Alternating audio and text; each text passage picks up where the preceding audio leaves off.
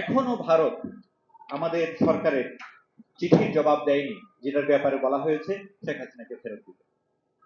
এখনো ভারত একেবারে এই দেশের জনগণের জনমানুষের আকাঙ্ক্ষা, গণ আকাঙ্ক্ষার বিপক্ষে গিয়ে তাকে আশ্রয় দিচ্ছে, প্রশ্রয় দিচ্ছে।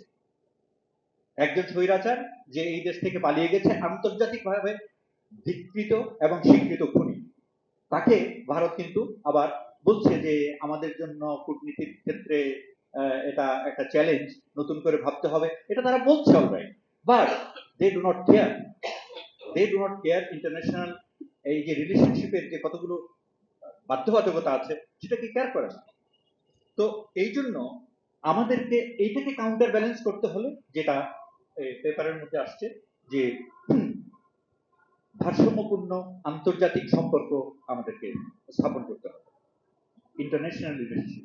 এটা কাকে দিয়ে করাবেন?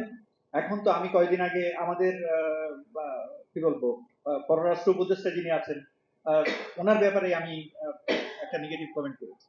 ওনাকে দেখলে তো মনে হয় উনি বাংলাদেশের পারপাস সার্ভ করছেন। He is more interested about Indian and Awami interest.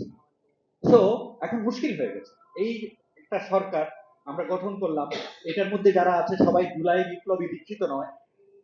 আবার আমাদের রাজনীতিকরা একত্রিত একমত না হওয়াতে বা বাধা দেওয়াতে আমরা যেই